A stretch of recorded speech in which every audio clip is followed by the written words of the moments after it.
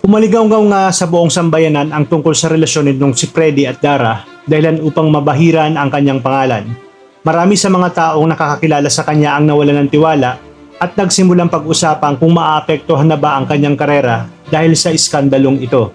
Sa kabila ng lahat, hindi pa rin sumuko si Dara dahil para sa kanya, sina Minchi at Jenny ang dahilan kung bakit nalantad ang lihim nila ni Freddy.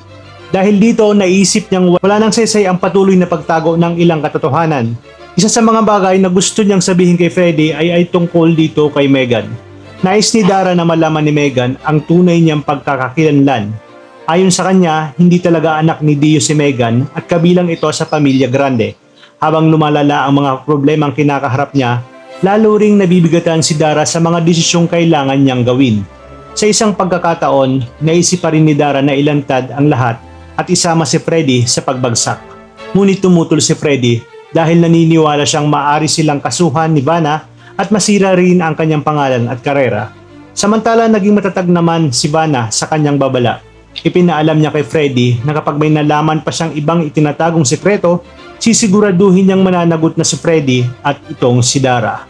Pagkatapos ng pag-uusap ni Freddy at Dara, may ilang bahagi ng kanilang usapan na narinig itong si Megan.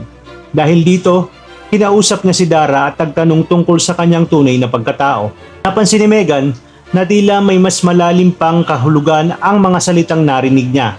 Kaya direkta niyang tinanong kung si Freddy Grande ba ang kanyang tunay na ama. Hindi agad nakasagot si Dara dahil batid niyang kapag inamin niya ang katotohanan, maaring magbago ang takbo ng maraming bagay. Posibleng mabunyag muli ang nakaraan nila ni Freddy lalo na ngayong lumalakas ang pangalan ng Grande Company.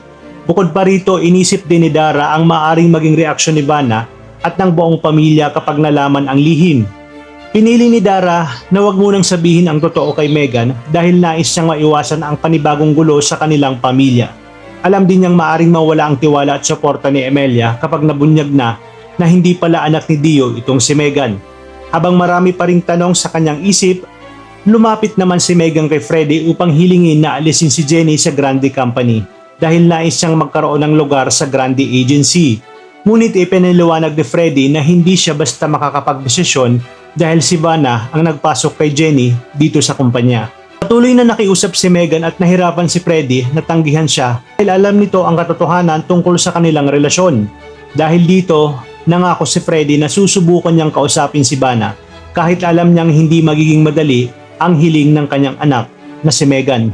Pakaabangan natin yan dito lang sa Born to Shine. Maraming salamat sa inyong panonood at pagpalain tayong lahat, mga kapuso.